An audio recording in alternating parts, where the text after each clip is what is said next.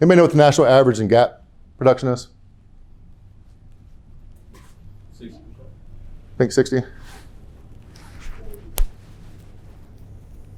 Okay, so it's about 20%, which is sad. Now, we get our number from all deals, meaning leases, cash deals, everything else. We're well over 40%. And where we have if you took out all the deals that wouldn't qualify for gap, we're probably about 50 or 60%. Okay. So why is national average 20 and the people that we work with are 60? It's this. Okay, so I'm going to ask you, what is your biggest objection with gap? Well, what do they say? That's right, but You say I don't need it. don't need it. I have insurance. I'm good. I'm fine. What's happening now is most F&I managers are thinking that they're getting it from their insurance, but they really don't understand what they're saying. Who knew what gap insurance was before they got in the car business? They raised their hands. Okay. Like half? Well, that means the other half didn't. So I was one of the half that didn't, because I never totaled a car, had insurance, never experienced it. I come into a dealership, you pitch me gap, I'm not going to buy it. The reason is because I have insurance. Right? So here's how it's trained to present, and they just do it backwards. They train you to go, do you know what gap is? And if you've seen or you've already heard about this, first of all, it's a horrible question, but especially with guys, because if you're a female doing a presentation, you ask that question to a guy, he's going to say yes about 99% of the time. It's all ego related. You know what gap is? Yeah, I do. I know everything is. I know everything about this car. I'm the smartest man in the world. You'll get that. So you can't ask what gap is, but they go, do you know what gap is? And yes, no, whatever. It doesn't matter because they're going to keep going on. They skip this step and then jump here and go, well, if you happen to total your vehicle and your insurance company gives you less money than what you owe the bank, gap will pay the difference plus your insurance deductible. Cool. Yeah, I don't need it. I got insurance. That's a normal presentation. Does that sound familiar? I mean, I don't want to, again, I told you to throw the BS flag at me if I'm not making any sense. That's how it's done. And what's happening in the customer's mind, again, they don't want to be there, not really listening, don't want to buy anything. You're talking about insurance. They're thinking you're selling them car insurance. You go into an objection, they're like, I don't need it. It's fine. I'm good. I got insurance. I'm good to go. Well, you have, and then the F&I manager goes, oh, so you have that through your insurance company? Thinking that they bought gap through their insurance company, and 99.9% of the time they're going to go, oh, yeah, I did. And then it's done. Because most people don't know how to handle that objection. The problem is they didn't explain it right. Okay, so a couple people, how much a month do you pay for car insurance, do you know? $178.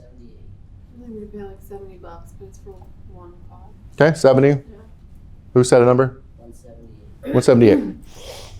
Now, most people, when they went and bought car insurance for like $70, they're under the impression that my car gets totaled, my car gets paid off, I'll go buy another one, right?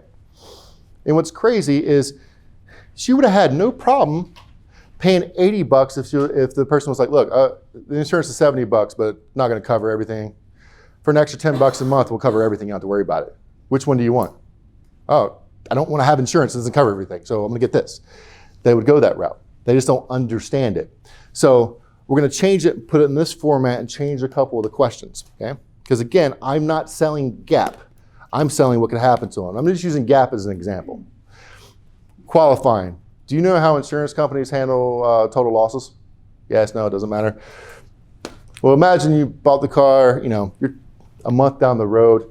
We've had a great spring here. We had 70-degree weather, but all of a sudden, I'm not even picking them up to get this week because we're supposed to get like a foot of snow.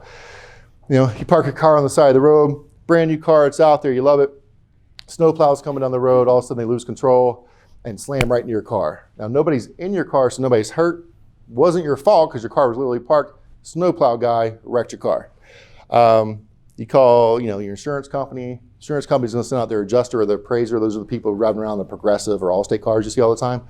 They come in and they go, well, with all the technology and everything, we're going to deem your car a total loss. Based off current value, we're going to give you $35,000 for it. But you still owe $42,000 for it. Who do you think is responsible for that $7,000 difference? Me, my insurance company, snowplow. Any of those answers are fine because I go a direction either way. No, it would actually be you. Can you believe that? You have all this insurance to buy a new car, not even your fault. That guy hit you. Their insurance company's only going to give you what it's worth. You owe $7,000 because you were on your couch watching TV when somebody else wrecked your car. How are you going to feel about that? pretty bad. Well, the good news is we have gap insurance, and what it will do is it will fix that. So if you ever have a problem where you owe that much money, the $7,000, it will pay for that $7,000 plus your insurance deductible. You don't ever have to worry about it, and it will help you fix your insurance. So if my conclusion was, can you see how gap can fix your insurance for you? I would go, can you see how gap can fix your insurance for you? Yep. But now what I've done is I wasn't selling gap, I was selling how insurance companies work. Because once they understand that, gap makes sense. There's nobody in this room that wouldn't, if they bought a new car with no money down, would not buy gap. Not one of you. So why do our customers not? It's just because they don't understand it.